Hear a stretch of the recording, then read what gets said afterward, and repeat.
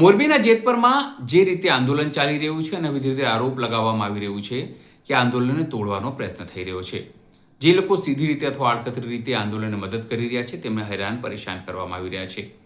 તેવામાં ખેડૂત આગેવાન છે નિલેશ પટેલ, તેઓ પણ આ આંદોલન સાથે સંકળાયેલા છે. તેઓ સ્પષ્ટપણે ભારતીય જનતા પાર્ટીથી લઈને તમામ એવા ખેડૂત આગેવાનો જે સરકારની સામે પડ્યા છે તેમને પોતાનો સંદેશ આપી રહ્યા છે. મહત્વપૂર્ણ બાબત એ છે કે ભારતીય જનતા પાર્ટીને વખોડવામાં તો આવી જ રહ્યા છે, પણ તેની નીતિ એની પણ ટીકા કરવામાં આવી રહી છે અને ખેડૂતોને એક રહેવાની વાત કરવામાં આવી રહી છે. નમસ્કાર, હું છું ચિંતા મણિપુત્ર અનિલ પટેલ. સ્વાગત છે આપનો અમારા કાર્યક્રમમાં. આવો સાંભળીએ આ નિલેશ પટેલ જે ખેડૂત આગેવાન છે તેઓ શું કહી રહ્યા છે. જય જવાન જય કિસાન મિત્રો, જેતપર ગામની અંદર અટાણે જે આપણો ખેડૂત આંદોલન હાલે છે, ખૂબ સંગઠિત થાય છે અને ખૂબ પૂરજોશથી આંદોલન હાલે છે. એ જોઈ અને ખૂબ આનંદ અને આપણા દિલની અંદર એક ઉત્સાહ આવે છે કે ખેડૂતના દીકરા પોતાની રીતે સંગઠિત થાય, બિન રાજકીય રીતે સંગઠન આટલું બધું મજબૂત થાય એવું પહેલી વાર બન્યું છે. કે ખેડૂતના દીકરા આપણે સીભડાની બારીની જેમ હોય, બાંધો એટલે ભેગા છૂટી કરો હવની રીતે નોખા. પણ જેતપર ગામની અંદર હું 4 વાર જઈવો, જે આજુબાજુના ગામના અને તમામ જિલ્લાના ગામડાઓના સરપંચો જે સહકાર આપવા આવે છે એ જોઈને ખૂબ આનંદ થાય છે. તો ત્યારે હું દરેક ખેડૂતના દીકરા તરીકે દરેક ગામના સરપંચોને વિનંતી અપીલ કરું છું કે તમે પણ ખેડૂતના દીકરા છો, તમે પણ ખેડૂતના મતથી ચૂંટાયેલા છો, તો તમારે પણ આ આંદોલનની અંદર સહભાગી બનવા, સહકાર આપવા માટે જવું જોઈએ અને તમારી ગ્રામ પંચાયતનું લેટર પેડમાં લેખિતમાં સાથ સહકાર નોંધાવવો જોઈએ. આવું મારું અંગત માનવું છે.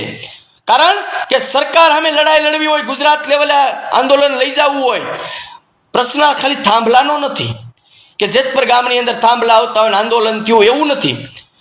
ખેડૂતના તમામ મુદ્દાનો પ્રશ્ન છે, તમામ વિસ્તારના મુદ્દાનો પ્રશ્ન છે, ખેડૂતના દીકરાઓને ભાવનો પ્રશ્ન છે, મોંઘવારી સામે ખાતર સુપરના ભાવ સામે આપણા માલનો ભાવ નથી વધતો, આ તમામ પ્રશ્ન ખેડૂતોના છે. પણ જ્યારે ખેડૂત સંગઠિત થાય ત્યારે જ આ પ્રશ્નનો નિરાકરણ આવશે.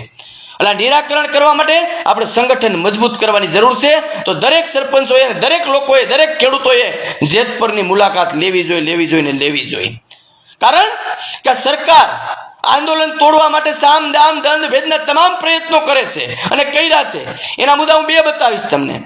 નિલેશભાઈ એરવાડિયાનો મુદ્દો અને બીજો મુદ્દો મનોજભાઈ પનારાનો.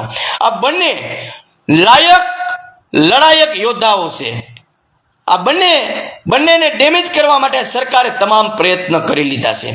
નિલેશભાઈ એરવાડિયા છે એ આંદોલન આપણું ગાંધીનગર જતું હતું અને ગાંધીનગર જતા આંદોલનની હું પરિસ્થિતિ થઈ હું તમે બધા જાણી છીએ. એ આંદોલનને ફરીથી નવી ઉર્જા આપી, ફરીથી નવી વાસા આપી, ફરીથી નવી દિશા આપી હોય તો એ નિલેશભાઈ એરવાડિયાએ અને જેતપુરની ટીમે.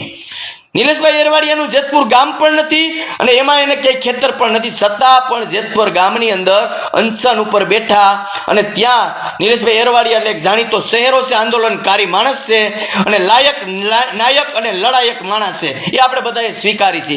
સામે મનોજભાઈ પનારાએ સ્ટેજ ઉપર નહોતા, પણ છતાં પણ સ્ટેજમાં જે જરૂરિયાત હતી એ તમામ પ્રયત્ન કરીને એને પૂરી પાડી. મોરબીના આજુબાજુના ગામના ખેડૂતોને જાગૃત કર્યા. મોરબીના પ્રોપર મોરબીની અંદરથી રોજ બસો ભરી માતાઓ બહેનોને ત્યાં મોકલવી, એનું તમામ મેનેજમેન્ટ મનોજભાઈ પનારા કરતા હતા. એટલે આને તેલ રેડાનું તો ગૌશાળા ચલાવતા હતા. 300 જેટલી ગાયો રાખે છે અને ગૌશાળામાં પણ આ સરકારે નોટિસ આપી. મિત્રો, ખૂબ વિચાર્યા જેવી વાત છે. ખૂબ ગંભીરતાથી તમામ ખેડૂતોએ લેવી પડે એવી વાત છે કે જે માણસ આંદોલન, ખેડૂતનું આંદોલન હાલે છે, એને સહકાર આપવા માટે નીકળે છે, એને ડેમેજ કરવા માટે આ સરકાર કેવા કાવા દાવા કરે છે. આપણે જોયું હકાભાને બોલાવ્યા, એ ખરેખર તો નિલેશભાઈ એરવાડિયાની જ ભૂલ છે. કારણ કે પૈસાના માણસને, હું એને જાહેરમાં કીધું હતું, પાછો કહું છું કે પૈસાના માણસને પૈસાથી જ કામ કરાય, એનો રે ન લેવાય. આ લીધું તો એનું પરિણામ શું આવ્યું? નિલેશભાઈને જ નડ્યું.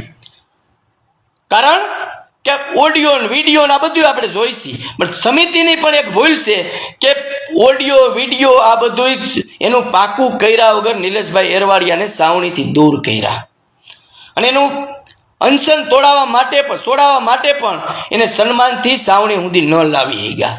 યા એક આ સાવણીની અને સાવણીને ચલાવે છે આ લોકોની એક નાની એવી ભૂલ તો ગણાય.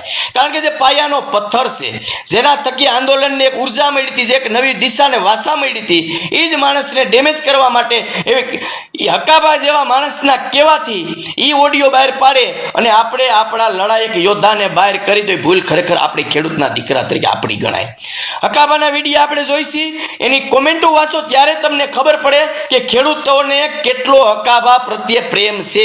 એ પ્રેમ એમાં દેખાય છે. નિલેશભાઈનો વિડીયો જુઓ તો નિલેશભાઈના વિડીયામાં તમે કોમેન્ટો વાંચો તો નિલેશભાઈ પ્રત્યે કેટલી ખેડૂતોને લાગણી છે એ જોવામાં આપણને આવે છે. જો નિલેશભાઈ પ્રત્યે ખેડૂતોને લાગણી ન હોય તો હકાભાની કોમેન્ટોમાં હકાભાનો વિરોધ ન થાય અને નિલેશભાઈને સહકાર ન મળે. એટલે જોયા જાણ્યા વગર, વિચાર્યા વગર જે કાંઈ નિર્ણય લીધો છે એ ખરેખર એક ખેડૂતના દીકરા તરીકે મને એવું દેખાય છે કે એ આપણી એક ભૂલ છે. જે માણસ રાત દિવસ મહેનત કરી અને 17-18 દી ભૂખ્યો ની આ તમારી નજર સામે તમારા ભેગા જ હતા, એ માણસ ઉપર આપણે શંકા કુશંકા કરી અને દૂર કર્યા હોય તો ખરેખર આપણી ભૂલ છે. એટલે ખેડૂતનું આંદોલન છે, આ કોઈ વ્યક્તિનું તો છે નહીં. અને આમાં તમામ સહકાર આપતા હોય, તમામ ખેડૂતો સહકાર આપતા હોય અને આપણે ગુજરાત લેવલે, આપણે હમણાં વાત કરીએ ને પાર્ટ 3, આપણે ગુજરાત લેવલે આંદોલન લઈ જવું હોય તો આવા સમકતા સિતારાઓને આગળ રાખવા જરૂરી છે. શા માટે જરૂરી છે કે આ મનોજભાઈ હોય કે નિલેશભાઈ હોય, આ આંદોલનકારી માણસો છે, આ આંદોલનકારી જીવ છે, એને તમામ લોકો ઓળખે છે, એક સમકતા ચહેરા છે. અને વાત રહી અને રાષ્ટ્રદ્રોહ દેશદ્રોહ જેવા કેસ આની માથે થયા હોય તેથી આને કોઈ નહીં લાલચમાં લોભ આપ્યો હોય મિત્રો, ત્યારે આ નથી હટ્યા, ત્યારે નથી ડગ્યા, છતાં પણ સરકાર અમે આજની તારીખે લડે છે. તો આવા લડાયક યોદ્ધાઓને આપણે સાઈડમાં કરશું તો ક્યાંક ને ક્યાંક લાંબા ગાળે કદાચ ને ક્યાંક નુકસાન સહન કરવાનો પણ વારો આવે. હું એમ નથી કહેતો એ લોકો નુકસાન કરશે, એવું એક ફેરે વિચારી ન હગે એ લોકો, કારણ કે એ લોકો તો પ્રજા વચ્ચે રહેનારા માણસો છે, પ્રજાનું ભલું થાય, પ્રજાનું હિત થાય એવા જ વિચાર કરવાવાળા માણસો છે. પણ ખેડૂતોની લાગણીની અંદર નિલેશભાઈ એરવાડી અને મનોજભાઈ પન્નારાને ખેડૂતના દિલમાં જગ્યા છે. આ બેમાંથી એક પણ મારો માસીનો દીકરો નથી. હું જામકરણો તાલુકાના બાલાપર ગામના નિલેશભાઈ કાનજીભાઈ અકબરી, હું લેવા પટેલ છું, આ બંને કડવા પટેલ છે. છતાં પણ સત્યને સ્વીકાર કરવો એ ખેડૂતના દીકરા તરીકે, એક માણસ તરીકે આપણી બધાની જવાબદારી આવે. અમે કીધું એમાં લાયક છે, નાયક છે ને લડાયક છે, એ તો બધાને સ્વીકારવું જ પડે. કારણ કે અત્યાર સુધી આજ 15 વર્ષ છે સરકારની સામે, આ સરકાર સામે લડાઈ લડતા હોય તો કે જેમ તેમ ન હોય, કારણ કે આ ગમે એને ઝુકાવી દઈએ. આપણે જોયા છે કેટલા હતા શહેરા, આજે બધા શહેરા ક્યાં છે, હું પરિસ્થિતિ છે. છતાંય આ લોકો જનૂનથી, એ જ જોશથી, એ જ જનૂનથી, એ જ જુસ્સાથી આ ખેડૂતોની સાથે અને સરકાર સામે લડાઈ લડવા બંને નીકળ્યા છે. તો આ બંનેને ખૂબ સહકાર આપવાની જરૂર છે અને ખૂબ વિચારવાની જરૂર છે. અને સમિતિને પણ નમ્ર વિનંતી છે કે ખેડૂતનો આપણે ખૂબ સહકાર મળે છે, તમામ ગામના સરપંચોનો પણ ખૂબ સહકાર મળે છે, પણ જે પાયાના પથ્થર છે એ પથ્થરને આપણે માટી નાખીને ઢાંકી દેવું એ વ્યાજબી મને નથી દેખાતું. એટલે જેમ બને એમ વહેલી તકે આ બંને યોદ્ધાઓને ખૂબ માન સન્માનથી આંદોલનની અંદર આગળ કરો અને આગળ આવશે તો આંદોલન પણ ખૂબ આગળ જાય. કારણ કે આ લોકોમાં ક્ષમતા છે. કદાચ મારા જામકરોણાની અંદર પણ આવશે તો 1000 ખેડૂત ભેગા થાય, કદાચ ધોરાજીમાં જાય તો ભેગા થાય, કારણ કે આની પાસે ટીમ છે, તમામ લોકોને ઓળખે છે, તમામ લોકો આને ઓળખે છે.